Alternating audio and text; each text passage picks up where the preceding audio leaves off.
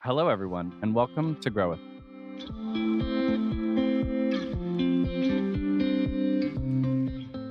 Grow With Us is a podcast that focuses on the talent-focused mission of In Tulsa, a talent advising organization for startups, local businesses, and expanding corporations.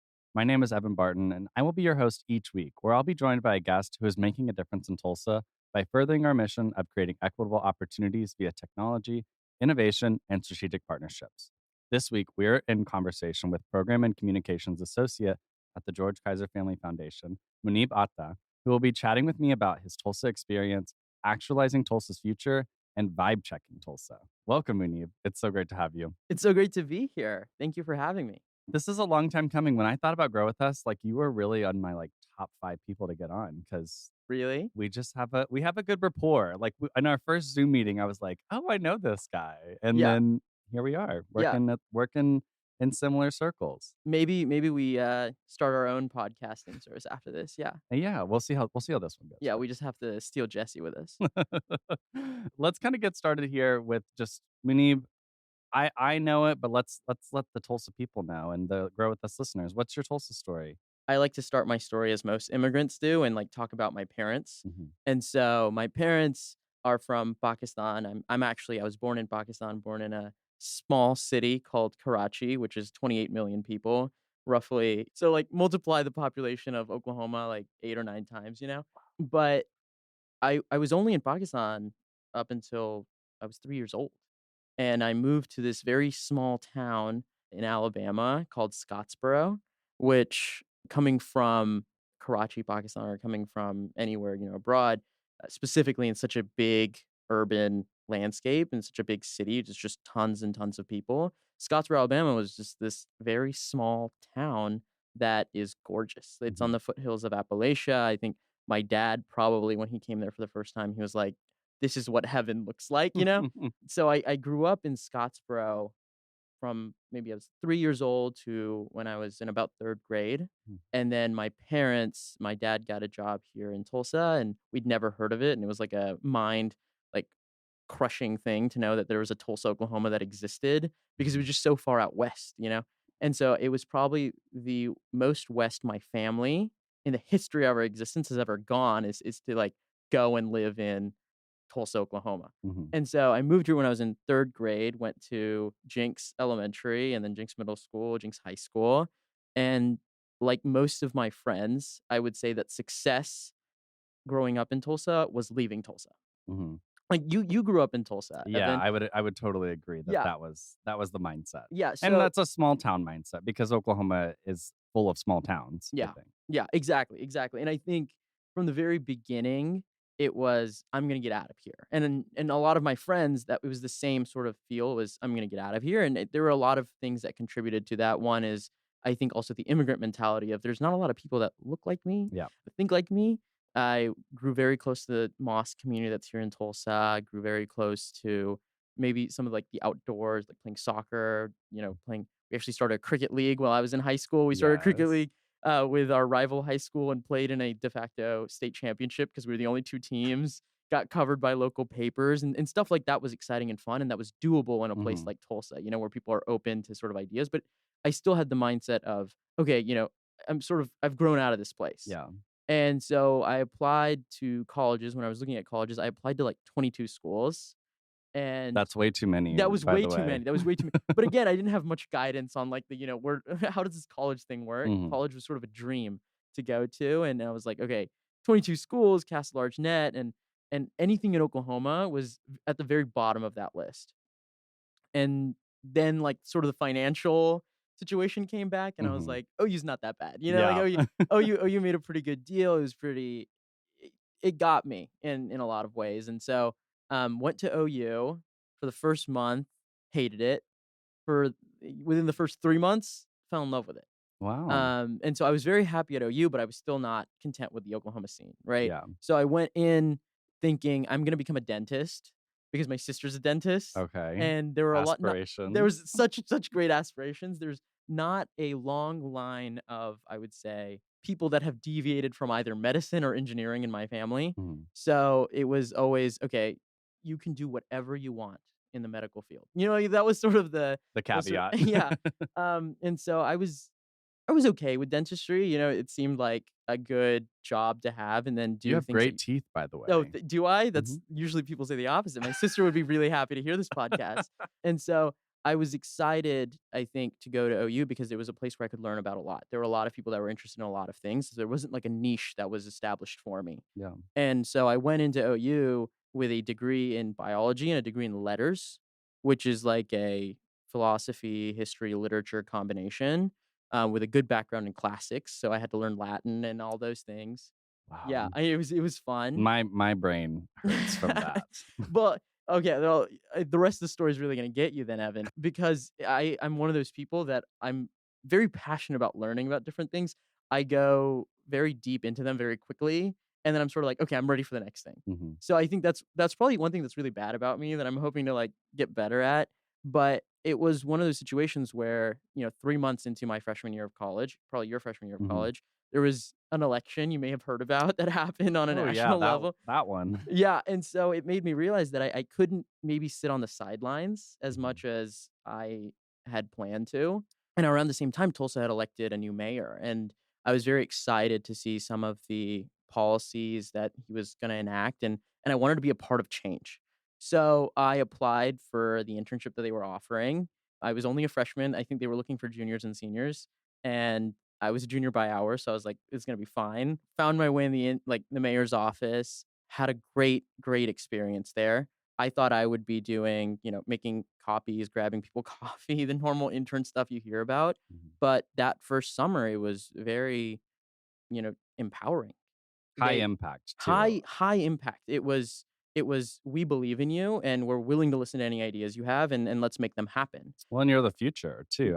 I that sounds like the experience that you were getting was that you were you were with people that yeah. were actually taking you seriously. Yeah, yeah, and they were people I thought that maybe it was a one-off. Maybe Mhm. it was just the people in that office that are like this, and then, I did my time in the mayor's office, went back to OU, and I was like, "Okay, I did my Tulsa thing, I'm done." Mhm. And around the same time, there was a park that was being built in Tulsa, and I was kind of hearing about it, and I was like, "I'm not interested in sort of something in that caliber, I'm gonna leave Tulsa." Found out that it's actually a giant project that would be known nationally Mhm. and was very interested in some of the stuff they were talking about in terms of we want to make this for every child in Tulsa. We want to make sure that everyone has access to this, that everyone feels like they have a place in this. And that messaging and sort of that vision really got me to come back, where I was like, "All right, this would be an interesting project to work on." And so even there, it was like a startup situation where everyone was willing to hear ideas. Everyone was willing to, jump on something that they thought was awesome. Mhm. And so I really fell in love with that environment, and that became like sort of my dream of, okay, let's work on more things that are like this.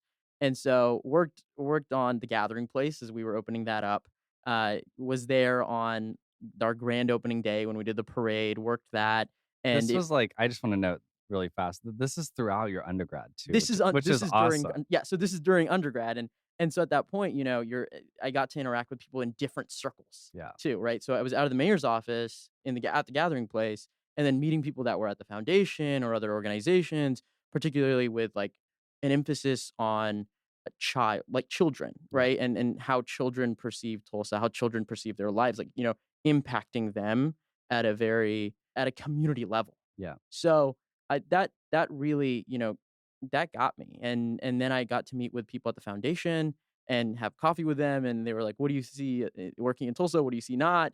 And they gave me the opportunity to pitch them a few ideas, and I was sort of in that mentality of like, okay, I'll just tell them what I observe, and they'll just hear it, and I'll go, and they'll Yeah. go, and they really listened, and they were like, "Okay, this is a good idea. We're gonna do something about this." And so I stayed in communication with them, even though I was like, "All right, this Tulsa thing, I'm done." Right? Like I'm actually done. Like I did my thing. And so that next summer, I was ready to join a national race that was a primary for the presidency. Mhm. And so I'd done my first interview. They were very excited. I was about to fly out to New Hampshire, had a second interview that was basically an orientation. And in between those two sort of dates, I got on the phone call with Ken Levitt, who is executive director at GKFF, and we had a conversation, and he was like, "Well, if you're in Tulsa this summer, like we could do some exciting things." And I was like, "Yeah, I'll think about it." all those things, and I wasn't terribly interested, and then I thought about it for, like, a day, and I was like, "This could be more." I mean, like, some of the stuff he talked about interested Well, me. yeah, and not Yeah. a lot of people get calls from Ken Levitt.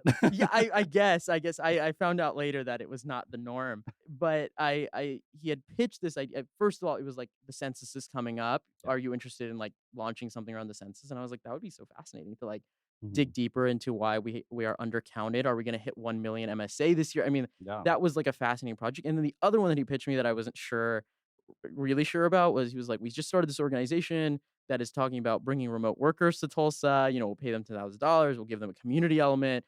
And I was like, I'm not really sure if that would work.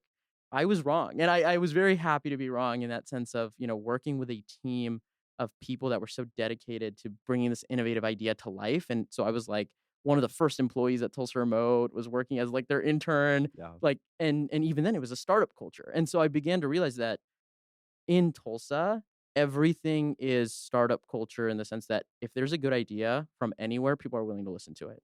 Well, there's an empty landscape too. Yeah. That's kinda how I'm reimagining kind of what the city looked like a couple Yeah. years ago is, like, there's a bunch of people with ideas, but, like, it didn't seem like there was a lot of people saying yes. But now there are lots of people saying yes Yes. and lots of people wanting to try things, which is awesome. And then if you combine those with the people that have great ideas, you're gonna get Yeah. some great products coming out of the city. 100% agreed, 100% agreed, and I think that reminds me, so I went to OU, as I mentioned before, right? But there's a quote that they always tell us at OU, which is the first president of OU gets off the train, looks at the field that later becomes a university, and I think it's, like, in 1892 or something, and he looks out at the field, and the first thing he says is, "What possibilities?" And so I think we're at this point where everyone realizes that in the beginning, right? When you're first crafting something, anything is possible. And eventually there will be an end where nothing is possible. The curtains are closed. And so I think a lot of cities are near that end point where there's not much change you could do. But between that beginning and between that beginning and end, you can create anything Yeah. and anything is possible. So I'm very excited to sort of be in that early middle stage for Tulsa in terms of, okay, this is the new century that we're going into. These are new century jobs. These are new century cultures. I mean, like, and so I'm very excited to be able to be in a place that's willing to be malleable in that. Yeah, and building Tulsa, not as if, like, it has, been destroyed or anything, but just building it in a new direction is Yeah, really how I feel like the work that we're doing economic development-wise and just, like, yeah, with job creation is like, we actually want it to look this way. yeah, And yeah, but and we wanna actually have these people in mind when we're crafting these specific programs. yeah, yeah. Creating a city for everyone. Yeah. Exactly. I That was guess I didn't finish my story yet. th It's such you're a long it's a story. I'm long so story, sorry. but you're great. Yeah. You're, by the way, answering some of the other questions, which is perfect. Okay, perfect, perfect. And so I think I went from, again, I finished that summer and I was like, "Okay, I'm done with the Tulsa thing. This is like that was it," right? Even though I think more and more in the back of my mind there was this growing, "All right, maybe this Tulsa thing is, like, awesome. Like, this is a great place. I I didn't." know you can't quit it. You can't quit it. Once they get you, they get you. And so I spent that year during my school year working on initiatives with people like Mike Bosch or Ben Stewart and Mhm. thinking really about the question of why do college students not want to be in Oklahoma? And if they do want to be in Oklahoma, do they pick Tulsa or Oklahoma City? Like, what is the mindset behind that? So created this sort of intensive research project in economics, which Wasn't your major. was not my major. So I'd never taken an econ class in my life. This is a funny side story. I sat in on micro econ classes so I could learn economics. And within like the first 3 weeks, I emailed the professor, cold emailed the professor, and I was like, "Hey, I've been sitting in on your class. I'm so sorry. Could you help me learn like the econometric software that I need to do in order to undergo this project?" And he responded back with like one sentence. He was like, "Bring any papers you need me to sign." Come to my office. Yeah, Went to his basically. office and he was like, "Hey, I've been looking at my 300-person roster, trying to figure out who you were because you were answering questions." And he was like, "We just had our midterm, and I didn't see, like, your entry in that, and I got concerned. And then I realized you're not in the class. So, like, what's your What are deal?" you doing here? Yeah, and so I told him, and he was like, "Yeah, I'm so happy to do this research with you." That's awesome. I mean, I think I just wanna add a little bit of context to, like, why it's important, this specific project is because Oklahoma has 2 huge Yeah, universities, and by huge, like, we bring like Oklahoma University or the University of Oklahoma and the Oklahoma State University bring like college kids from all surrounding areas, whether it's for athletics, for academics. Like we are a huge like player in that. Yeah. And kind of like what you're saying is that a lot of those people will come here, get the education and go either back or not stay here because there's no opportunities. Yeah. And in lies your project. Yeah, yes. So we went through that project and realized that of all the kids we surveyed, we did one survey beforehand that was about like 500 people, and we found out that 3/4 of them did not wanna stay in Oklahoma after they graduated. And so then our shift focused on, okay, why? Mhm. And so we did really a perception survey. Okay, what makes you want to stay? What makes you want to leave? Where could you find yourself living? Like, if you could live somewhere, where would you find yourself living? And we found out that we have the ingredients to make them stay. They were just terrible at advertising, and Mhm. we're terrible at bringing them here. The two universities that you talked about, Evan, like that are huge, that bring in thousands, tens of thousands of people to Oklahoma. They are not near Tulsa. Mm-mm. They are closer to Oklahoma City, and so a lot of people have experiences in Oklahoma City, but they don't have experiences in Tulsa. The colleges that are here in Tulsa, primarily, they're smaller and they're private, so there's just not a critical mass of people that we can sustain ourselves with in that Yeah. way, especially younger people and younger talent. And so from that research, we launched a couple of projects and tried to find foundations of young talent initiatives like Campus Tulsa or Tulsa Service here, really trying to engage intentionally in creating inclusive opportunities for college students and college graduates to come to Tulsa Yeah. and experience Tulsa and really find themselves in Tulsa and wanting to be here and investing in them. So after that summer, I essentially it was I was about to graduate. I was like, I'm going to be a speech writer. Had worked with some local politicians, was looking at the national scale. The pandemic happened, and I really found myself thinking, who am I kidding? I'm going to stay in Tulsa. Like that's it's so now that I look back at it, I'm like, how was there ever a part of me that doubted? Well, I mean, it's not. I mean, we're young. Like Yeah. that's Yeah. also like I always have to give myself credit for like being 22 or Yeah. Yeah. 21, trying to make like these huge life decisions, and maybe they're not huge life decisions. They're just the decisions you have to make at that point in your life. But like I don't know. I think that I never thought about Tulsa. I've said this on the podcast multiple Yeah. times, but now that you're kind of telling your story, I'm realizing like, I think Muneeb had a hand in me being in Tulsa. A little bit, maybe. I mean, just a small tinge of it, but Definitely, I think definitely, and because that's awesome. I mean, Muneeb's my like you and I are the same age, yeah, yeah. so that means you were working. I was working. I mean, I had a head start. I was doing it during school and during my summers, but I was like, I'm gonna bring Evan here. That was always in the back of my I mind. knew, yeah. Before I met you, I knew that I wanted you here so I could do this Well, podcast. tell me about what you think about Tulsa now. I kind of want to know. Yeah, You've been at the foundation now for almost a year and a half or so. yeah, Like, yeah. what's your relationship with Tulsa right now? I think it's one of those things where you slowly in the beginning, as you may have noticed or I may have explicitly said, right, that Tulsa really wasn't a place where I wanted to be. And I think that that was shared among a lot of people in my demographic and a lot of people my age and a lot of people that were thinking in the same lens that I was. And now I see Tulsa as like I've fallen in love with the city. I mean, I've Mhm. fallen in love with the city in a very intimate way of wanting to see it on a national level. Like I want people to recognize how far we've come, how far we're needing to go, and how far we're willing to go. Mhm. Right. And I see Tulsa as a place where we can have the hard conversations that a lot of cities try to avoid.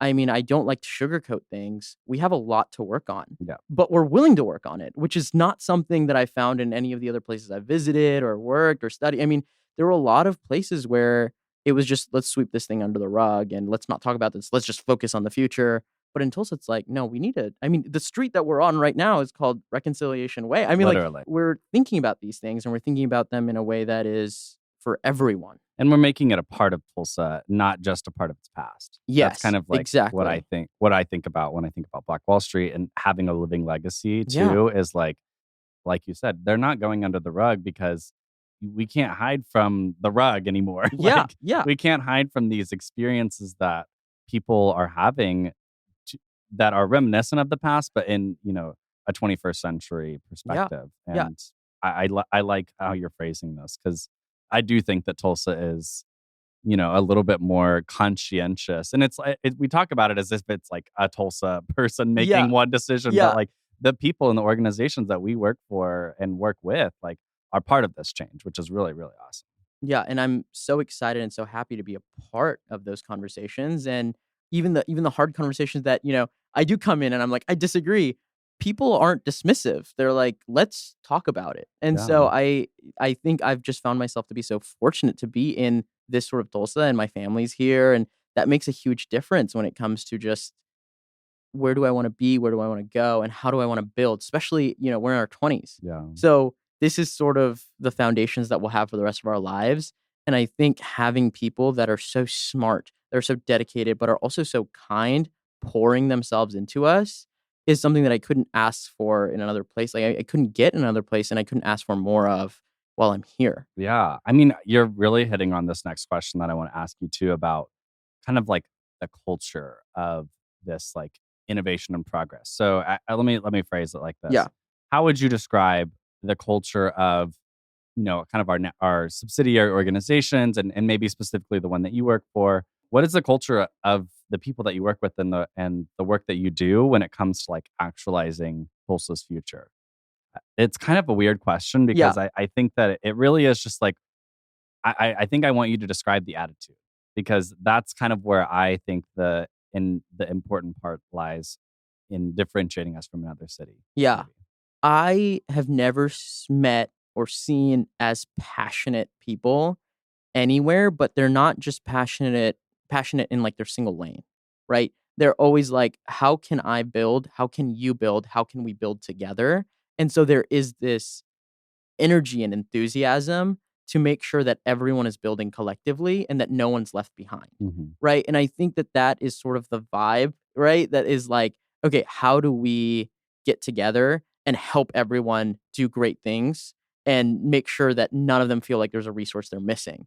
Like, Mhm. and they're so accessible. And these people shouldn't be accessible. I mean, like, just doing the things that they do in any other city, they would not be very accessible. Yeah. Here, they're like, yeah, like text me if you need anything. I Yeah, mean, here's my Calendly, grab an hour if you yeah. want. Yeah, and it's like you're a resource to me. I'm just some kid, and like you open up your time, you open up your space, and you open up like your life to me. Like people, and it's not like there's no barrier between like the professional side of it. They people are so ready to give you personal advice too of like, "Hey, this is a great thing for you, but also, you as a person, this is how I see like things going for you." Mhm. And, always keeping in mind that lens that makes me different and makes me special and like purposefully talking about it, whereas it would be easier not to, right? Mhm. And so they're not people that are shy of the hard conversations. They're people that are very passionate and very enthusiastic and so like they're so kind. And I Mhm. think that is when I think about all of the organizations that work together here, when I think about all the people that I interact with most frequently, I am never scared, nervous, or, in any way hindered in interacting with them, even though they do such incredible big things, because I know that they will always be like open and nice and kind, which even at like a university I would be nervous for, or even in another city I'd be nervous for. But here it's like, yeah, it's just that person. Yeah, the dynamics are interesting because I think that it allows for I think it allows for like me and other people that are younger and just maybe lack experience in some of these like environments to have such an interesting perspective on how things can work. Because I Yeah. think that I'm always like you said, kind of hindered by like the dynamics or the dichotomy of like what's going on with like the boss and the boss's relationship with like our mission or whatever. Like I guess it's like the mission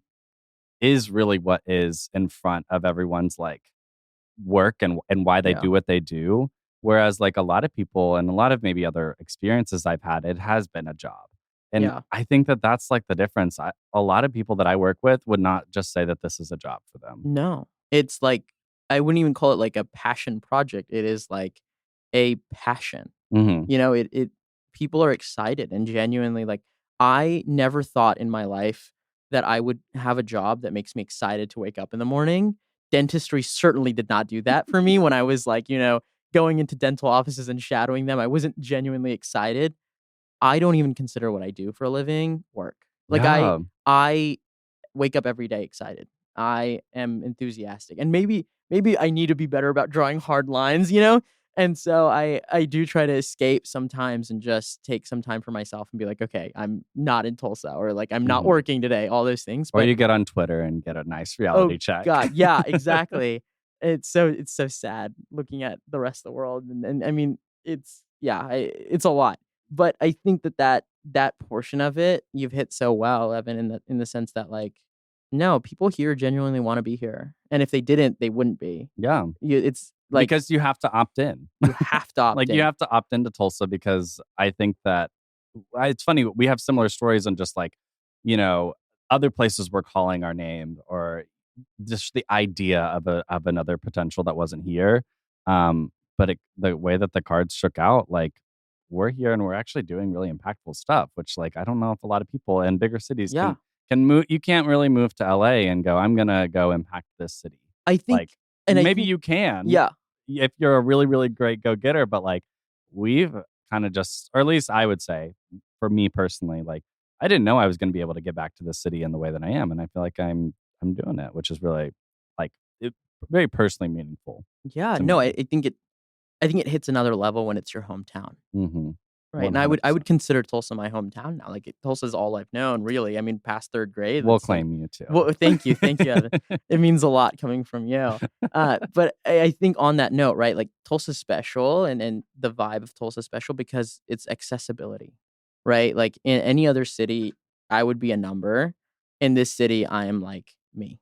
Yeah. And so I think that anyone is one connection point away, and that is not the case for a lot of cities, especially not like top 50 cities in the US, right? So Mhm. we're on the precipice of something that's like we're about to be on that next level and we're not yet. So it's sort of exciting to just be here and be with the people that are going to make they've already made giant contributions, but will continue to do so, and just be next to them. Yeah.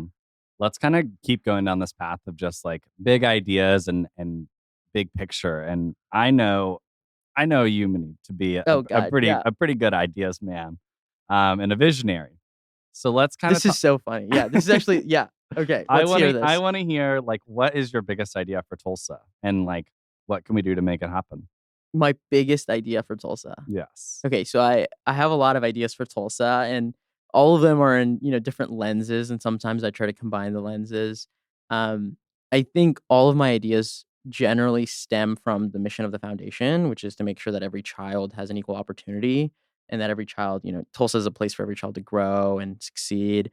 Um, and just in general, just like for everyone, for Tulsa to have a Tulsa to be for everyone. And I think in my mind, things that rattle me. So I mentioned before, I have a background in biology. I love anything that has to do with nature. I think the impending climate crisis, not even impending, the climate crisis that we are in, Yeah. right, is something that's on the forefront of my mind continually.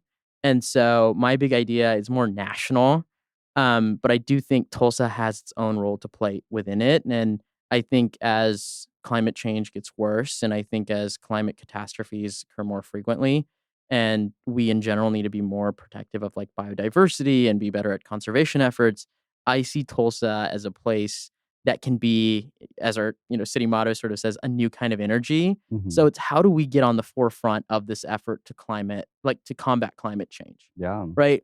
And so in my mind, I would love to have a more walkable Tulsa, a Tulsa with more green spaces. I mean, I'd love to have, like 4 more Turkey Mountains. I mean, like, and I'm just an outdoorsy person, but in my mind, the next big sort of idea is like viewing the city as an office, the Mm, entire city as an office. So we've done quite a lot when it comes to remote work, but what do we need to do to make sure that any sort of part of Tulsa is a place where people can have access to work and play, and make sure that we're really engaging with the environment that's around us.